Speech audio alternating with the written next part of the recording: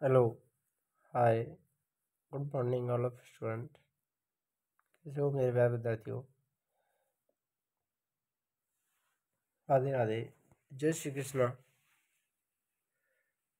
तो देखिए मेरे प्यारे विद्यार्थियों, हमारा मध्यकालीन भारतीय इतिहास इंडियन हिस्ट्री की जो क्लासेस चल रही हैं उनके अंतर्गत मराठों का इतिहास चल रहा था।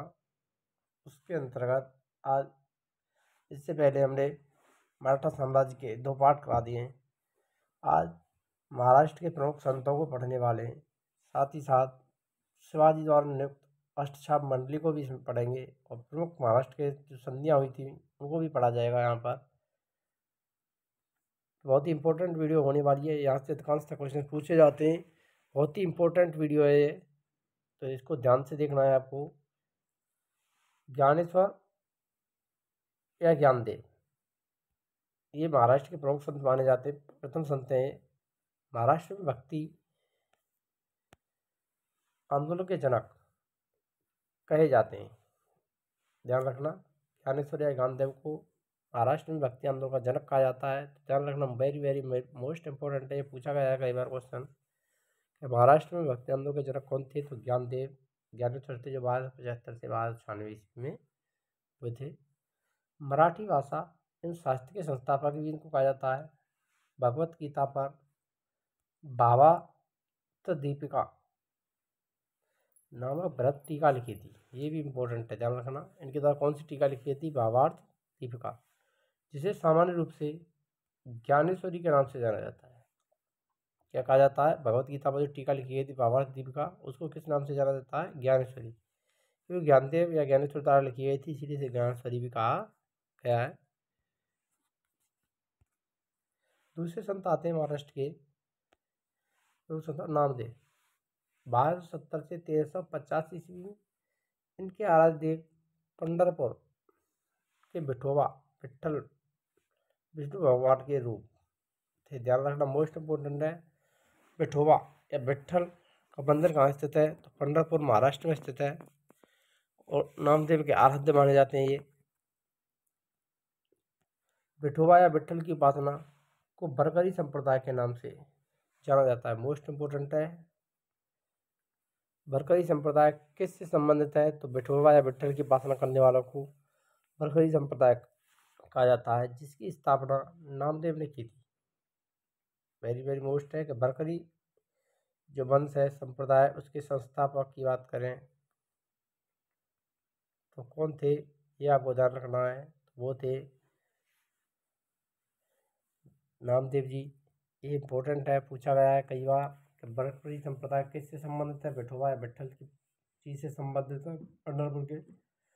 और इसके संस्थापक कौन माने जाते हैं, स्थापना करने वाले? तो नामदेव जी हैं। तीसरे महाराष्ट्र के प्रमुख संतों में शामिल आते हैं एकनाथ जी, जो 1533 से 1599 ईस्वी में हुए थे। इन्होंने रामायण पर भावार्थ रामायण नामक टीका लिखी थी एकनाथ ने।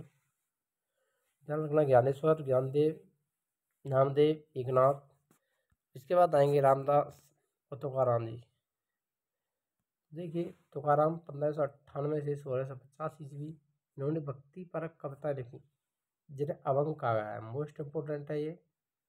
अभंग किसको कहा जाता है? भक्ति परक कविताओं को जो तुकाराम द्वारा लिखी गई थी उनको अभंग के नाम से जाना जाता है।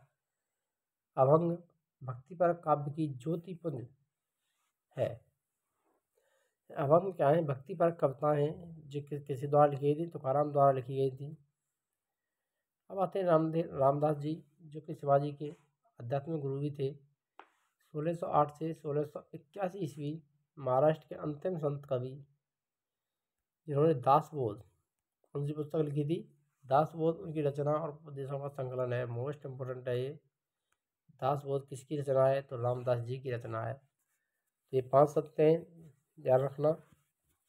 महाराष्ट्र के 5 संत ज्ञानेश्वर, नामदेव, तुकाराम और रामदास जी, साथ ही साथ एकनाथ जी। ध्यान रखना, बहुत ही इंपॉर्टेंट है। संस्थापक कौन है भक्ति आंदोलन के महाराष्ट्र में? तो वो है ज्ञानेश्वर, ज्ञानदेव जी। अब देखिए, जो महाराष्ट्र के प्रमुख संत रहे उनको याद करने की ट्रिक भी आपको हम याद दे देते हैं। बहुत ही महत्वपूर्ण ट्रिक है। इस ट्रिक के जरिए आप आसानी से याद कर सकते हैं। तो ट्रिक देखिए, ट्रिक है इन संतों को याद करने की। एक ज्ञान राम नाम तक, राम नाम तक। एक ज्ञान कहाँ तक है? राम नाम तक है, सिर्फ राम के नाम तक ही एक ज्ञान सीमित है। ये आपको ध्यान रखना है। एक से बनता है एकनाथ जी, ज्ञान से बनेगा ज्ञानेश्वर या ज्ञानदेव जी, राम से बनेगा रामदास जी, नाम से नामदेव जी, और तक से तुकाराम बना सकते हैं यहाँ पर। तो बहुत ही इंपॉर्टेंट ट्रिक हो गई, एक ज्ञान राम नाम तक। इस ट्रिक के जरिए आप महाराष्ट्र के प्रमुख संतों को याद कर सकते हैं। आगे देखिए, बात ये शिवाजी द्वारा नियुक्त जो अष्टपान मंडली है, अष्टछाप मंडली, इसको पढ़ने वाले हैं, बहुत ही इंपॉर्टेंट है ये। अष्टपान मंडली, अष्टछाप मंडली जिसकी नियुक्ति शिवाजी के द्वारा की गई थी। तो देखिए इसमें किस प्रकार के व्यक्तियों ने काम किया था। पेशवा, जिसको प्रधानमंत्री कहा जाता था, इसकी जो जिम्मेदारी थी वो राज्य का प्रशासन, अर्थव्यवस्था की देखरेख करने का कार्य पेशवा के द्वारा किया जाता था। ये बहुत ही इंपॉर्टेंट पद था, यानी बहुत ही महत्वपूर्ण पद था अष्टछाप मंडली में शिवाजी महाराष्ट्र में। सर ए नौबत, इसको सेनापति कहा जाता था। सर ए नौबत को क्या कहते थे? सेनापति, जो सैन्य प्रधान होता था, सेना का प्रधान अधिकारी होता था। अमात्य, राजस्व मंत्री होते थे, जो आय व्यय का लेखा जोखा रखता था। आय व्यय का लेखा जोखा रखने का कार्य अमात्य राजस्व मंत्री का होता था। सर नौबत सेनापति होता था, जो सैन्य प्रधान होता था। पेशवा, राज्य का प्रशासन और अर्थव्यवस्था की देखरेख करने वाला। इनसे क्वेश्चन पूछे जाते हैं, ध्यान रखना। अष्टछाप मंडली थी बकिया नवीस, इसका जो कार्य था वो सूचना, गुप्तचर एवं संधि विग्रह के विभागों का अध्यक्ष होता था। तो इसको क्या कहा जाता था? बकिया नवीस कहा जाता था। ये बहुत ही इंपॉर्टेंट पद है सभी के सभी क्रम से। पेशवा, सर नौबत, अमात्य और बकिया नवीस, इनको क्रम को भी याद में रखना है आप। आगे देखिए, अगला जो पद आता है वो चिटनिस का आता है। ये भी इम्पोर्टेंट है, जिससे राजकीय पत्रों को पढ़कर उनकी भाषा शैली को देखने का कार्य चिटनिस के द्वारा किया जाता था। सुमंत, ये विदेश मंत्री होता था। मोस्ट इम्पोर्टेंट, विदेश मंत्री को महाराष्ट्र में क्या कहते थे? जो अष्टछाप मंडली थी शिवाजी की, सुमंत कहा जाता था। पंडित राव, धार्मिक कार्यों के लिए तिथि का निर्धारण करने वाले प्रमुख अधिकारी होते थे। और अंतिम जो थे वो न्यायाधीश, जो न्याय विभाग का प्रधान अधिकारी होता था। तो ये 8 अष्टछाप मंडली थी शिवाजी की, ध्यान रखना आपको। अब इन सभी को याद करने की, अष्टछाप जो मंडली है उसको याद करने की जो ट्रिक है उसको भी देखते रहते हैं आप। तो यह है पेश अब, चिंटू सू, पंडित न्याय करेगा।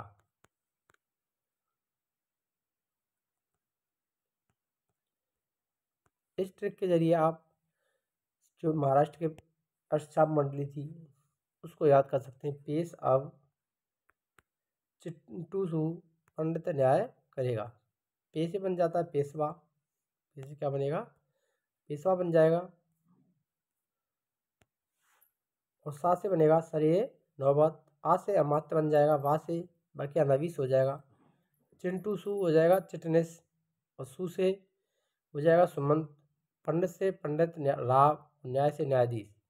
इस प्रकार से आप इसको याद करते हैं। पेश अब, चिंटू सू, पंडित न्याय करेगा। आगे देखिए, अब आते हैं शिवाजी के किले की सुरक्षा के लिए नियुक्त प्रमुख अधिकारी कौन कौन से थे। हवलदार, किले की आंतरिक व्यवस्था की देखरेख करने वाला प्रमुख अधिकारी होता था। सरे नौबत, किले की सेना का नेतृत्व करने वाला अधिकारी सरे नौबत होता था। मोस्ट इम्पोर्टेंट है।